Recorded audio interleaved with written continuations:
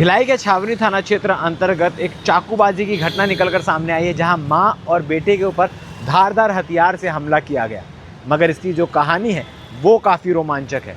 हमला करने वाला शख्स उसी घर के अंदर से निकलता है। अब घर के अंदर से कैसे निकलता है, जो परिवार वाले जानकारी दे रहे हैं उसके हिसाब से वो शख्स घर में आया रहता है, क्योंकि घर में एक बेटी भी रहती है।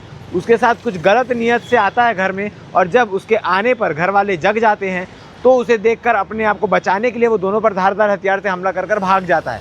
मोहल्ले वाले वहाँ पहुँचते हैं तो माँ और बेटे को अस्पताल पहुँचाते हैं। मगर इसी के साथ एक दूसरी कहानी निकल कर सामने आ रही है कि जो घर की बेटी है उसका उस व्यक्ति के साथ, उस आरोपी के साथ लव संबंध था, प्रेम संबंध था, और वो लड़की ही उसे मिलने बुलाए रहती है, क्योंकि घर वाले माँ और भाई सो चुके रहते हैं। उनके बाद वो आते हैं, फिर उसके बाद जब अचानक से माँ और भाई की नींद खुलती है, वो लड़की के कमरे में पहुँचते हैं और उस लड़के को उसके साथ देखते हैं तो आक्रोशित होकर उस लड़के पर चिल्लाने डांटने लगते हैं। और इसके बाद लड़का जो है, लड़की का जो भाई है वो घर के अंदर से धारदार हथियार लेकर आता है लड़के को मारने के लिए, और उसी हथियार को छीनकर लड़का लड़की के भाई और उसकी मां के ऊपर वार करके वहां से फरार हो जाता है। अब दोनों कहानी में कौन सी कहानी सच्ची है ये जांच के बाद पता चलेगा। फिलहाल आपको बता दूं, इस मामले में लड़की की उम्र अभी स्पष्ट नहीं हो पाई है, इसलिए ऐसा बताया जा रहा है कि अगर लड़की नाबालिग हुई, इस कारण से हम ना उस लोकेशन का पता आपको बता सकते हैं, ना उस लड़की से जुड़ी कोई जानकारी, ना तस्वीर दिखा सकते हैं। मगर जैसे ही ये मामला क्लियर होता है